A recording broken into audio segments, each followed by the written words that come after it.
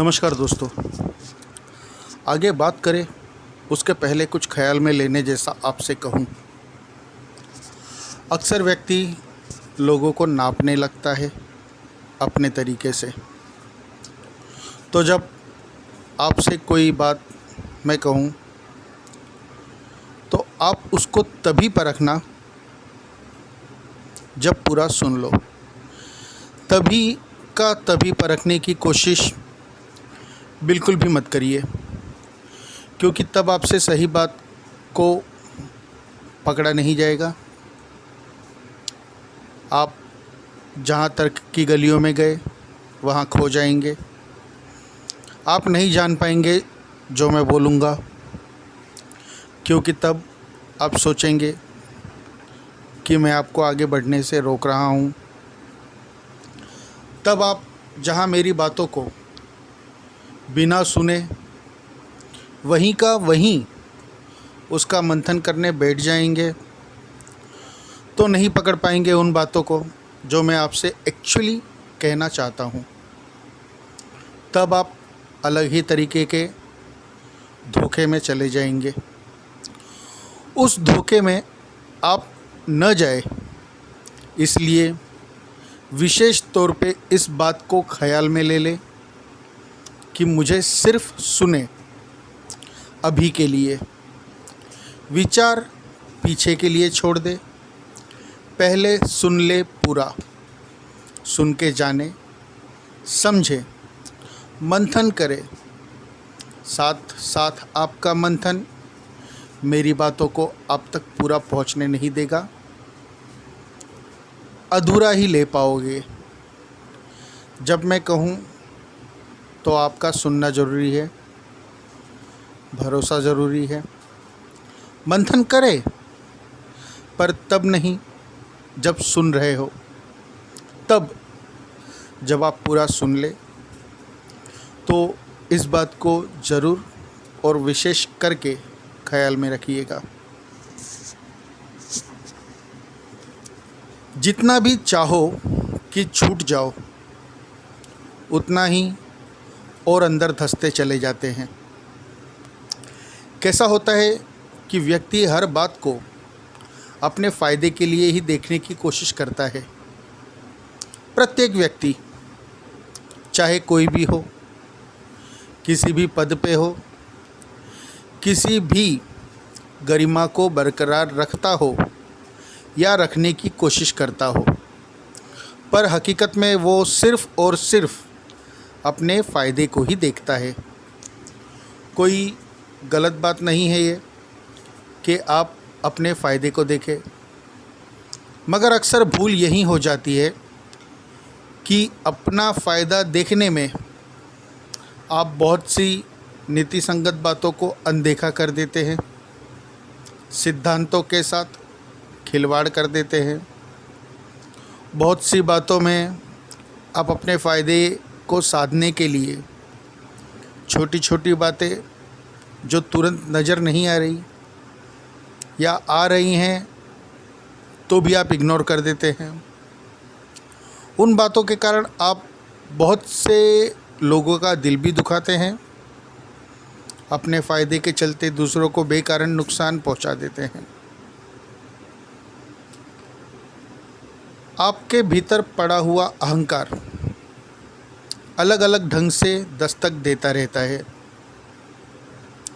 आपका चित्त, आपका मन आपके लालच को बार बार आपको बताता रहता है,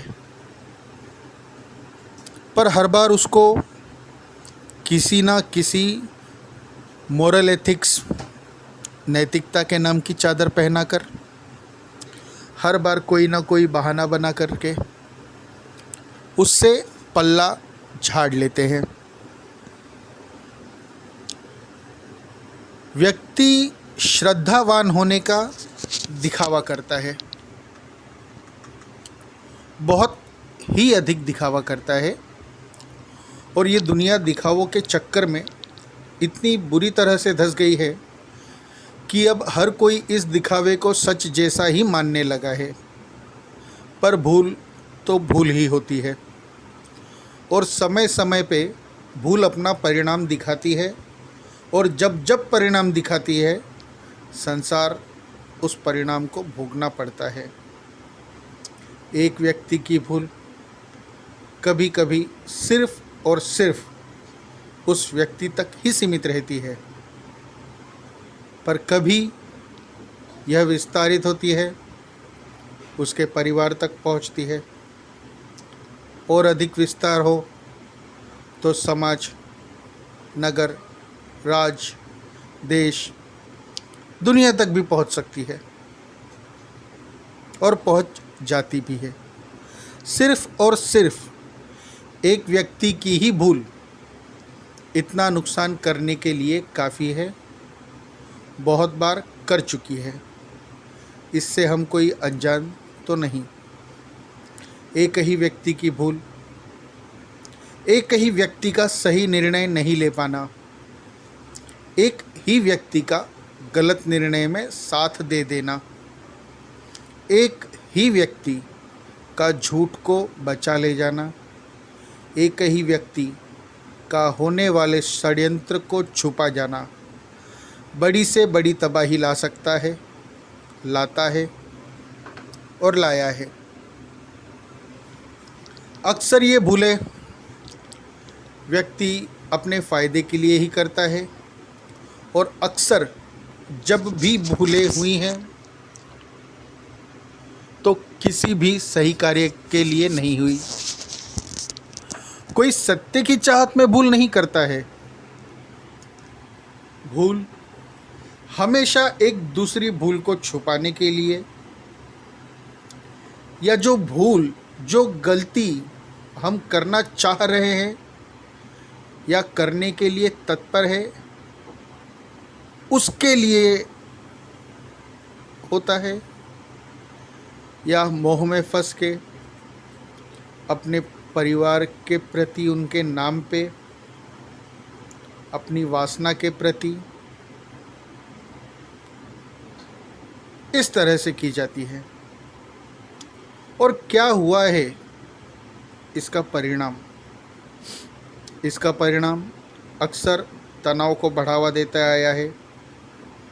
यह तनाव एक से दूसरे, फिर तीसरे, परिवार, समाज, हर जगह फैलता जाता है। हर किसी पे इन भूलों का असर अपने अपने हिसाब से होता है। किसी पे छोटा असर होता है, किसी पे बड़ा होता है। पर देखने वाली बात यह है कि तकलीफ़ शुरू कहाँ होती है। जिस पे छोटा असर करता है वह उसे इग्नोर करके उसे दबाने की चेष्टा करता है। उस छोटी सी भूल को, छोटी सी गलती को, छोटी सी जो इग्नोरेंस हो रही है, उसके ऊपर कोई काम नहीं किया जाता, कोई फिक्स इलाज, उसकी दवा, उसकी जड़ को पकड़ने की कोशिश नहीं की जाती, उसके पीछे समय भी नहीं दिया जाता। क्यों? क्योंकि यह छोटी सी बात फ़िलहाल मायने नहीं रख रही, और हमारी यही बात एक बड़ी भूल का कारण बन जाती है। पता भी नहीं चलता कि जिस बात को, जिस भूल को, जिस गलती को दबाने की कोशिश की, इग्नोर करने की कोशिश की, वह दबे दबे ख़त्म नहीं होने वाली। तुमने एक बीज को अपने भीतर दबाया है, ये बढ़ेगा, बढ़ के वृक्ष बनेगा, और तुम्हारी ज़मीन में भीतर तक अपनी जड़ों को मजबूत कर देगा। जिस दिन इसकी कपोलें फूटेंगी, बाहर की तरफ आना शुरू होगा, तब क्या करोगे? सही कहूँ तो तब आप कुछ नहीं कर पाओगे, क्योंकि एक सीमा होती है, एक हद होता है। जब तीर निकल जाता है तो उसे लौटाया नहीं जा सकता, दिशा बदली नहीं जा सकती। शब्द जब तक मेरे होठों के पीछे है, मेरे विचारों में है, तब तक ठीक है। उन्हें रोका जा सकता है, नहीं बोलने का निर्णय लिया जा सकता है, उस पे कुछ और विचार किया जा सकता है, तब तक ठीक है। पर जहाँ उन्होंने इन दीवारों को चीर दिया, वो शब्द बाहर आ गए, तो फिर कोई उपाय नहीं है उन्हें रोक लेने का। फिर वो निकल गए, अब लौटाए नहीं जा सकते। फिर प्रयत्न होंगे उनकी सफाई देने के लिए, प्रयत्न होंगे उनके किए हुए नुकसान को जायज़ या एक बचकानी सी भूल जो बिना किसी उद्देश्य के की गई, ऐसा साबित करने के लिए प्रयत्न होंगे। फिर प्रयत्न होंगे उसको सही ठहराने की, जो आपके भीतर बाहर सब तरफ से एक झूठ का माहौल खड़ा करने लगेगा। और जब इस कंडीशन में, इस हालात में आप आएंगे, तो ये हालात, ये कंडीशन आपको सिवाय तनाव के और कुछ नहीं दे सकता है। ये जो मैंने बात की कि कैसे व्यक्ति तनाव को एक भूल के कारण आमंत्रण दे देता है। अब आपसे मैं कहूँगा वह बातें जो नहीं जानते हुए व्यक्ति सिद्धांतों को गड़बड़ी कर देता है, तनाव को आमंत्रण दे देता है। सबसे बड़ा कारण आज की तारीख में तनाव का है तो पैसा। यकीन मानिए, पैसा सबसे ऊपर है तनाव में। यहाँ भूल है। अब मैं आपसे कहता हूँ कि पैसा कोई तनाव का कारण है ही नहीं। तनाव का मुख्य कारण है हमारा बनावटी होना, हमारे भीतर की स्वीकृति के भाव का अदृश्य होना या नदारद होना। तनाव का कारण है परिवार के साथ सही तालमेल का न होना। और तनाव को ख़त्म करने के लिए उसका इलाज पैसा है, ये समझना और भारी तनाव का कारण है। बातों को समझने की ज़रूरत है। पैसा सही में तनाव का कारण नहीं है। पैसा है अलग किस्म की प्रायोरिटी, जिसको हमने हमारी प्रायोरिटी में दर्जा पहले दे दिया और जिसके लिए हमें इसकी ज़रूरत पड़ रही है या पड़ रही थी, या जिनके लिए हमें इसकी ज़रूरत पड़ रही थी, इसको लेकर के जो हम कल्पनाएं कर रहे थे, उनको कर दिया सेकेंडरी या उससे भी नीचे। तो तनाव के जड़ का हमें पता ही नहीं चला और तनाव को ख़त्म करने के लिए हम अलग प्रकार की दवा कराने लगे। जैसे 5 मिनट का नशा आपको 5 मिनट के लिए बातों को भुला सकता है, आपको किसी और दुनिया में ले जा सकता है। ज़्यादा नशा कर ले, 5 मिनट की जगह 5 घंटे के लिए आप उस चीज़ को भूल जाएंगे। पर इससे होगा क्या? आप अपने शरीर को अस्वस्थ करेंगे, मानसिक प्रताड़ना को और बढ़ाएंगे, आप सिर्फ दबाने की कोशिश करेंगे, ना कि उसे मिटाने की। तो तनाव की जड़ का हमें पता नहीं चल रहा और हम तनाव खत्म करने के लिए अलग ही दवा करने लग रहे हैं। कोई भी व्यक्ति कोई भी कार्य असफल होने के उद्देश्य से तो कभी नहीं करता। प्रत्येक व्यक्ति ये चाहता है कि वह जो भी कार्य करे उसमें सफलता ही मिले। पर यह बात क्या अनजानी है, अनसमझी है कि प्रत्येक व्यक्ति को सफलता मिले और वह भी एक साथ? यह संभव है ही नहीं। अच्छा, शायद यह बात संभव हो भी जाए, पर व्यक्ति का चित्त, व्यक्ति का हृदय, उसका मन इस सफलता को मानेगा क्या? मनुष्य का चित्त कभी इस बात को स्वीकार करता ही नहीं है कि मैं सफल हो जाऊं और मेरा पड़ोसी भी सफल हो जाए, मैं क्लास में फर्स्ट आऊं और मेरे सहपाठी भी फर्स्ट आए। वह कभी इन बातों को एक्सेप्ट करेगा ही नहीं कि मैन ऑफ द मैच 11 के 11 प्लेयर ले जाए, हमारे भी और उनके भी। उसको हमेशा चाहिए बेहतर, दूसरे से बेहतर, सिर्फ दूसरे से ही नहीं, सभी से, हर किसी से बेहतर।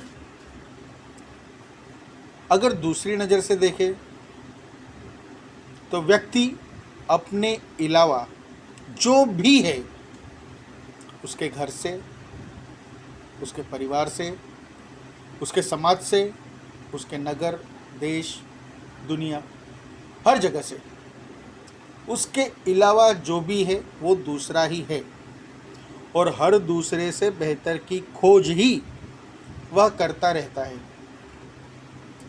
और ये जो बात है, इसका जो कारण है, यह है स्वीकृति की कमी।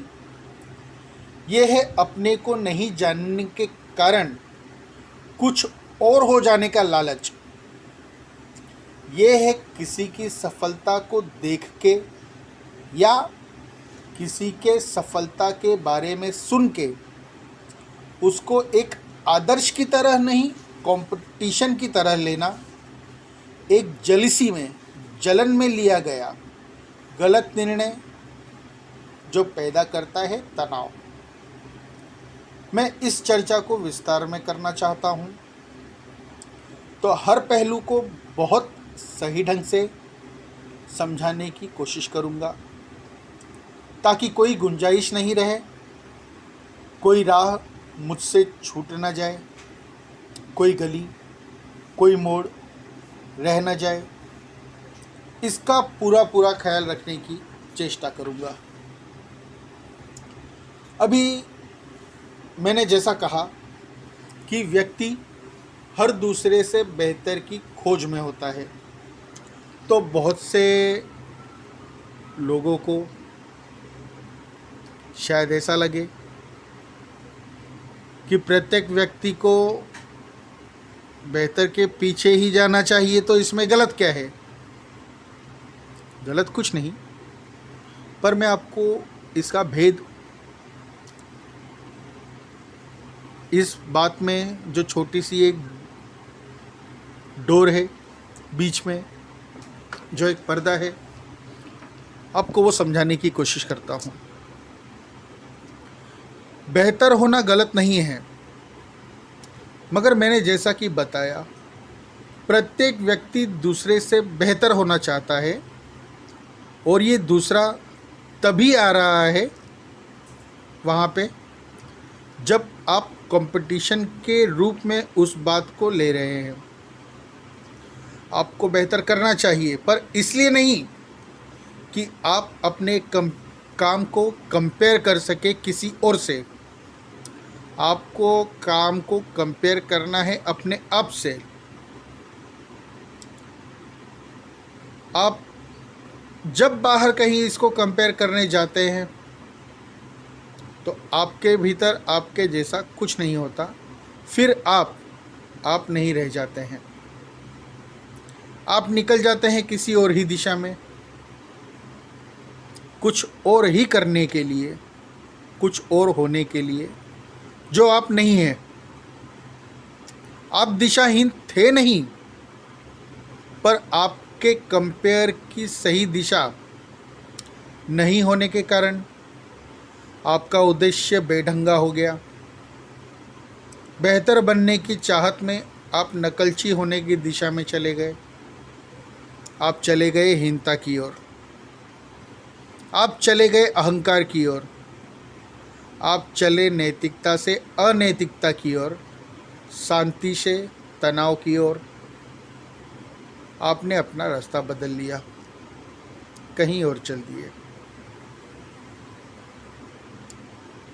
सेल्फ कंपेयर बहुत ज़रूरी।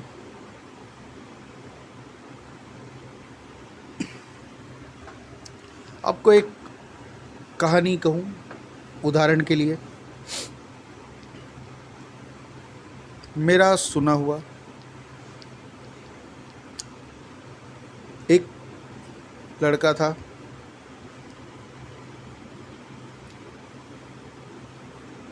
किसी फार्म हाउस के दरवाजे पे जाके वह खड़ा हुआ। उसने कहा कि क्या मैं आपके बागान में कटाई का काम कर दूं? बाबू साहेब भी देख रहे थे कि ज़रूरत तो है, गार्डन में घासें उगाई हैं। उन्होंने कहा हाँ कर दो। दाम तय हुआ। उस लड़के ने उस काम को किया। जितना बेहतरीन हो सकता था उससे और ज़्यादा बेहतर करने का उसने कोशिश किया, अपना काम ख़त्म किया।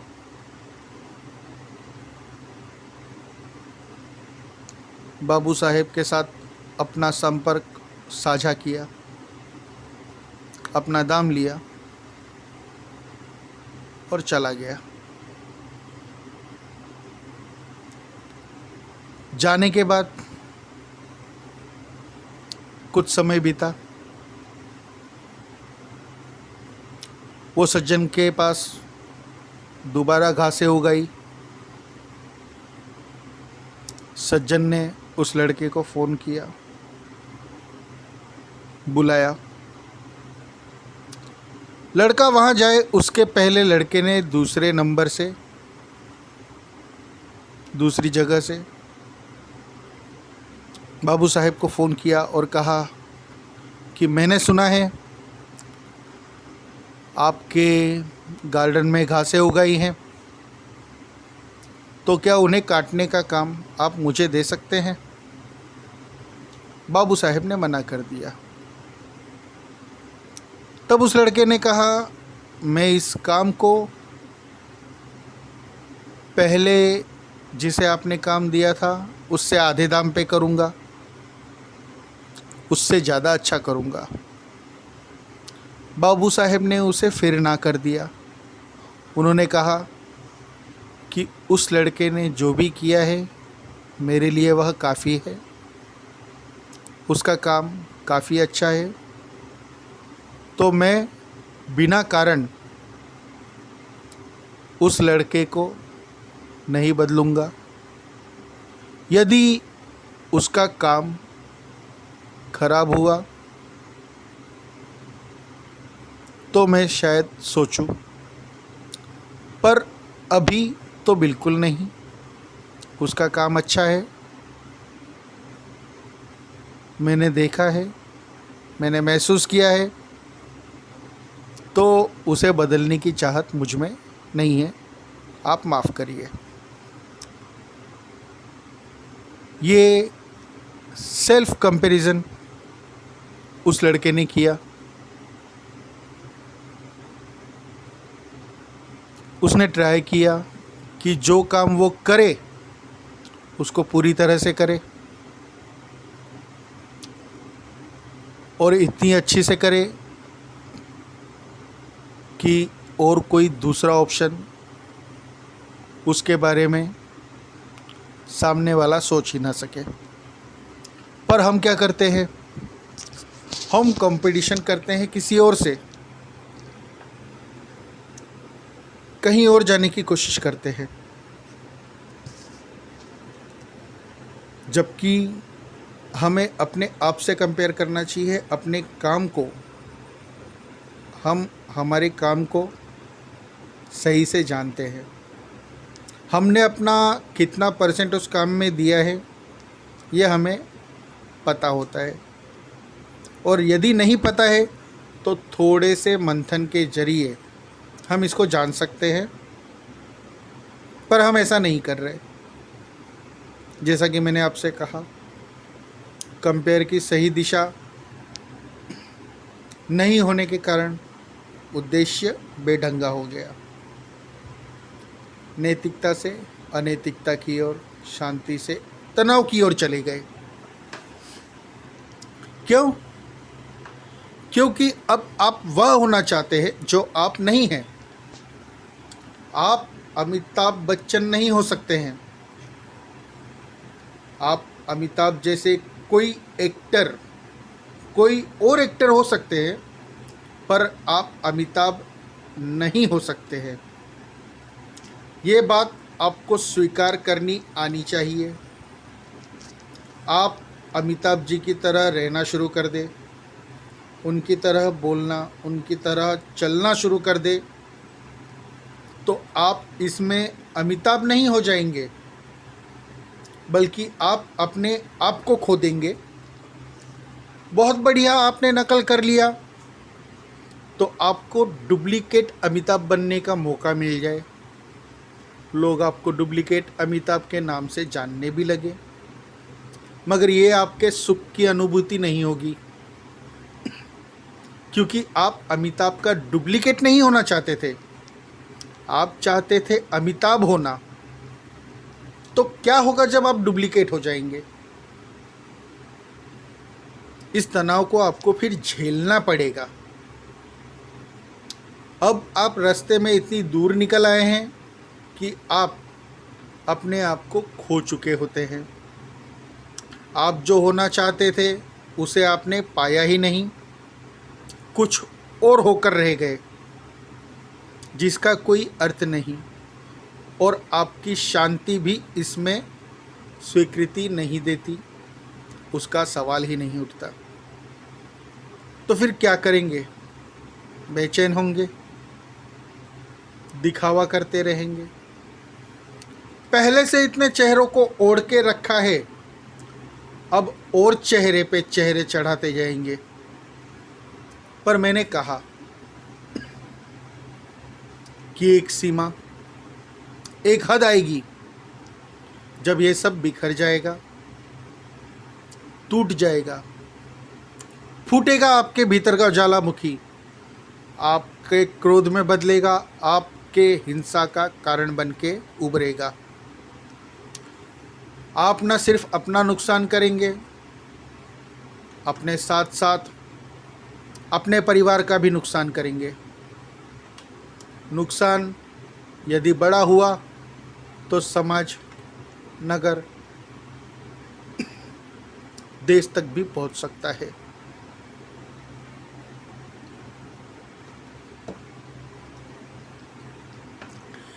ये तो सिर्फ एक उदाहरण के लिए मैंने कहा। सदी के एक महानायक को अपनी कहानी में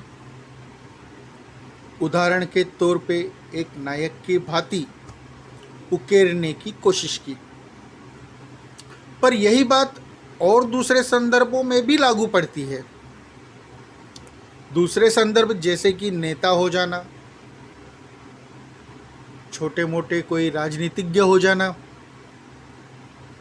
सलाहकार हो जाना, साधु संत सन्यासी हो जाना, बड़ा पैसे वाला हो जाना, कोई बड़ा राजा हो जाना, ये सब की सब बातें जब दूसरे से प्रेरित होके आएंगी और आप उनके जैसा ही बनने की कोशिश करेंगे, उनसे बेहतर बनने की कोशिश करेंगे, तब आप जब कंपेयर करेंगे अपने को किसी और से, तो ये शुरुआत होगी तनाव की, स्ट्रेस की, आपके पतन की, क्योंकि आपने गुण नहीं व्यक्ति को चुन लिया,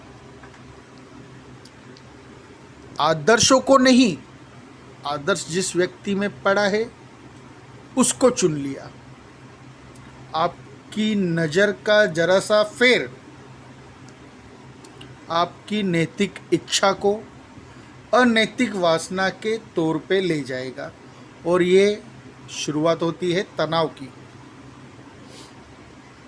व्यक्ति हमेशा से दूसरा ही कुछ बनने के चक्कर में पड़ा रहता है, और यह सबका कारण है वासना, पद की इच्छा, बेफालतू की इच्छा, ऐसी इच्छा जिसका कोई अर्थ नहीं, सिर्फ और सिर्फ देख देख के दिल में वैसा ही बनने की चाहत आ गई, अपने को बिना पहचाने।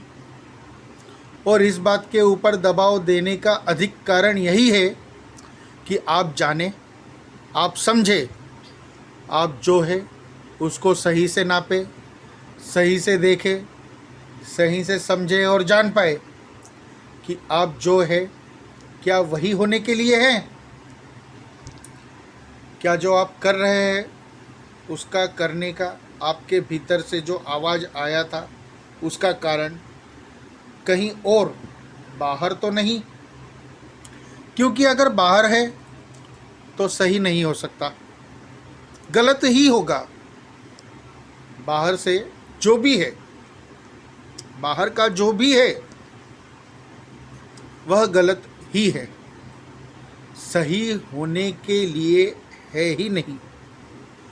यदि कोई सन्यासी बनना चाहता है तो उसका ये सोचना कि रामकृष्ण की तरह सन्यासी बन जाए तो नहीं हो सकता।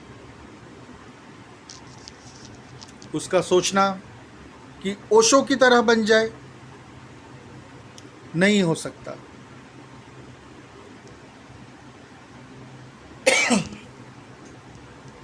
किसी की भी भांति यदि सोचे कि बुद्ध हो जाऊं, महावीर हो जाऊं, ज्ञानेश्वर तुकाराम जैसे महान संतों की तरह हो जाऊं, तो नहीं हो सकता, कभी भी नहीं हो सकता। क्यों?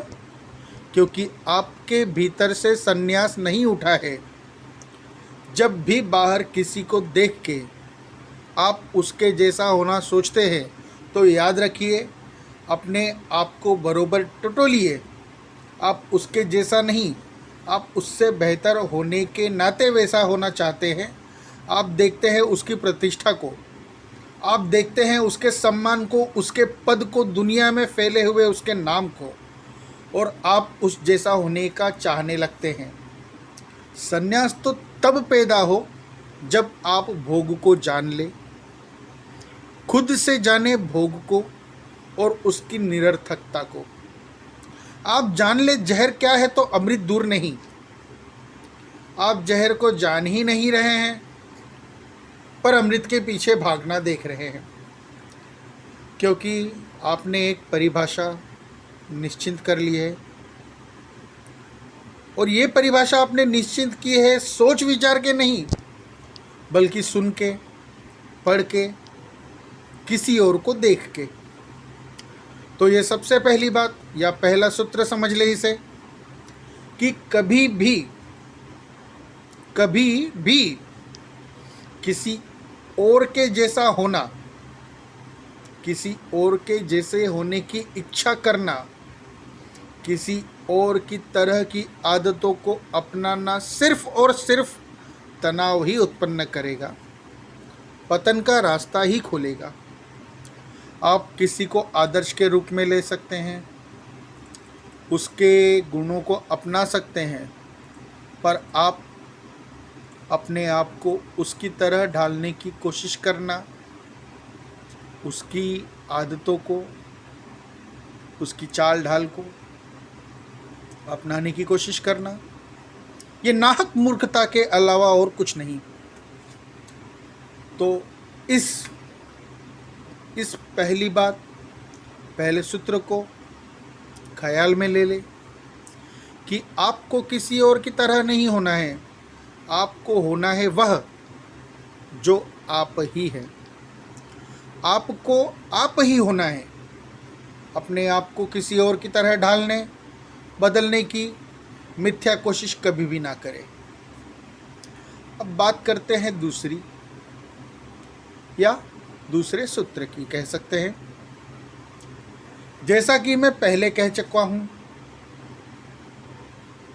कि व्यक्ति पैसे को एक अलग ही लेवल पे प्रायोरिटी दे चुका है, जिसके कारण सर्वाधिक तनाव की ओर वह बढ़ता है, जबकि उसे पता ही नहीं है कि पैसा उसकी प्रायोरिटी नहीं है। पैसा सेकेंडरी है, फर्स्ट तो बिल्कुल नहीं। पैसे जिन वस्तुओं के लिए चाहिए, उसको जानने से, उसको देखने से, उसको विचार में ख्याल में लेने से आप खुद समझ सकते हैं कि आप जिसे फर्स्ट रख रहे हैं, जिसको आप पहली प्रायोरिटी दे रहे हैं, वो फर्स्ट नहीं है। और जैसे ही आपको ये बात ख्याल में आती है कि ये सेकेंडरी है, तो आप जान जाते हैं कि फर्स्ट क्या है। इसके बारे में हम विस्तार से कल बात करेंगे, ज़रूर करेंगे। पर कल बात करें उसके पहले कुछ ख्याल में ले लेनी जैसी बातें, कुछ विचार में ले लेनी जैसी बातें जो आपको मंथन में काम आ सके, वो कहना चाहूँगा।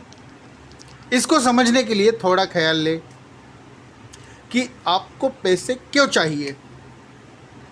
तो जो बात ख्याल में आती है वह होता है कि प्रत्येक व्यक्ति की बेसिक नीड, सर्वसाधारण ज़रूरत, रोटी, कपड़ा और मकान। पर हम क्या अपनी इन मूलभूत सुविधाओं तक ही पैसे को प्रायोरिटी देते हैं? नहीं। हमें जो पैसों की ज़रूरत है, जो हम उसके पीछे भाग रहे हैं, वो है लग्जरी। गलत नहीं है आपकी सोच। लग्जरी की चाहत करना, उसकी दिशा में काम करना बहुत अच्छी बात है, अच्छा संकेत होता है। आपके भीतर के जुझारूपने को यह दर्शाता है। आपके काम के प्रति, प्रगति के प्रति, आपके भाव को, आपके झुकाव को और आपके लगाव को दर्शाता है। तो गलत नहीं है, मगर ये गलत हो जाता है जब आप इसके पीछे भागते भागते रोटी, कपड़ा और मकान से दूर निकल आते हैं। जिन लोगों के लिए आपने इन मूल सुविधाओं को लग्जरी में बदलने की कोशिश की, जिन लोगों के लिए सुख के संसाधन जमा करने में लगे रहे, जिस सुख शांति को अनुभव करना चाहते थे, महसूस करना चाहते थे, भोगना चाहते थे, उससे दूर हो गए, तब ये हो जाता है गलत। आप जानिए कि पैसा आपकी प्रायोरिटी को पूरा करने का एक सेकेंडरी जरिया था। पहले ज़रूरत थी मूल सुविधाओं की, उनको पूरा करने की, फिर उसको सही समय के साथ प्रयोग करने की। भला आप सोचिए, सारी उम्र आप घूम घूम करके अखरोट जमा कर लिए, जब शरीर थक गया, दांत टूट गए, नदारद हो गए, गायब हो गए, शरीर ढीला पड़ गया, तो इस अखरोट का क्या अर्थ निकलेगा? यकीन मानिए, जैसे जैसे आपका शरीर टूटेगा, आपका मन और अधिक गति से टूटेगा। जैसे जैसे आप जानेंगे, पीछे देखेंगे कि आपने कितना समय व्यर्थ गवाया, कितना व्यर्थ का कचरा जमा किया जिसकी कोई ज़रूरत नहीं थी, और जो भोगना था, जिनके साथ भोगना था, जिसके नाम पे सब कुछ जमा किया, उसके साथ आप एक पल भी न बिता पाए, एक घड़ी चैन की सांस भी नहीं ले पाए, और आज सब खो दिया। सब कुछ है पर सब कुछ खो दिया। कैसा महसूस होगा आपको? आप सीना सिवाय तनाव के और कुछ नहीं पा सकेंगे। ऐसा नहीं है कि मुंह से दांत का गिर जाना ही आपको अखरोट से दूर कर देता है। आप जवान रहे, दांतों के साथ रहे, तो भी आप इससे दिक्कत में पड़ सकते हैं। पीछे हम उस बारे में बात करेंगे ज़रूर। आप जवान रहे तो भी पैसे के पीछे भागना, लग्जरी के पीछे भागना तनाव ही उत्पन्न करता है, क्योंकि आप एक कंपटीशन से भरे होते हैं। आप दूसरे से आगे बढ़ने के चक्कर में भागे जा रहे हैं। पूरी दुनिया दौड़े जा रही है, समझ नहीं पा रही है कि दौड़ है क्यों, जान ही नहीं पा रही इस दौड़ की व्यर्थता को, पर भागना ही प्राथमिकता बना लिया है और भागने के सिवाय और कोई चारा उन्हें नज़र ही नहीं आ रहा। और भागने से नसों के खिंचाव के अलावा और कुछ हासिल नहीं होता। आवश्यकता से अधिक भागना सांस को फुला देता है। कहाँ पहुँचना है उसका कोई पता ही नहीं। बस भीड़ के साथ, भीड़ जिस दिशा में जा रही है उस तरफ कदम को कर लिया और भागे जा रहे हैं। हर कोई हर किसी से आगे होने की चेष्टा में लगा है, पर अनुसरण सिर्फ भीड़ का कर रहा है। सभी को जैसे एक ही बीमारी ने जकड़ लिया है। सबके सब मानो अंधे हो गए हो, एक दूसरे के कंधे पे हाथ रख के एक ही दिशा में चल दिए हो, एक के पीछे एक। ये भीड़ तनाव के अलावा कुछ थोड़े ही देने वाला है। भीड़ का अनुसरण करना, गलत कंपटीशन में पड़ना, बिना किसी उद्देश्य के भागते रहना, दिशाहीनता के साथ, यह आपके तनाव को ही आमंत्रण देगा। दोस्तों,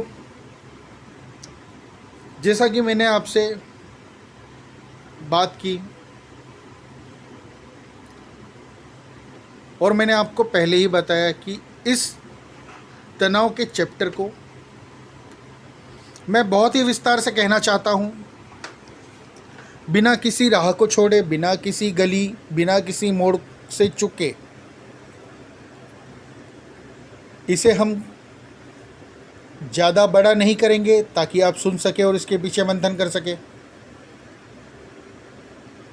तो कुछ भागों में हम इसे आपके सामने लेके आएंगे। आज मैंने जो आपसे बात की, कुछ सूत्र आपको सुझाए, उन्हें समझिए, सोचिए, विचार कीजिए, जानने की कोशिश कीजिए, आपकी प्रायोरिटी को समझने की कोशिश कीजिए। आप जो हैं, जो बनने की कोशिश कर रहे हैं, उसकी जड़ को पकड़िए। आप जिस भी तनाव से अभी जूझ रहे हैं, उसकी जड़ को पकड़ने की कोशिश कीजिए। देखिए कहीं ऐसा तो नहीं कि आप किसी और बीमारी के चलते तनाव में जा रहे हैं, किसी और विचार के चलते, किसी और कार्य के कारण, किसी और करनी के कारण आप तनाव में जा रहे हैं, पर आप उसको मिटाने, उसको ख़त्म करने, उसको सही करने के बजाय किसी और ही दिशा में दवा कर रहे हैं, किसी और ही दिशा में आप उसके ऊपर कार्य कर रहे हैं, तो यह आपके तनाव को बढ़ाएगा। शायद कुछ सूरत में आपको ऐसा लगे कि आपने उसे दबा लिया है, तो आपने उसे दबाया नहीं है, आपने उसे बड़ा होने का मौका दिया है। इसको ख्याल में ले लीजिए, समझने की कोशिश कीजिए, विचार कीजिए, मंथन कीजिए, बहुत ज़रूरी है। इसका दूसरा भाग आपको 1-2 दिन में नोटिफिकेशन में मिल जाएगा। चैनल को सब्सक्राइब कर दीजिए ताकि आप जान सकें हमारे आने वाले वीडियोस के बारे में, दूसरे वीडियोस के बारे में। तनाव का पहला भाग आज इतना ही। आप मेरी बातों को ख्याल में लें और जैसा कि मैंने पहले आपसे कहा था, विचार करें। आपका जागृत होना ज़रूरी है, आपका होश में होना बहुत ज़रूरी है।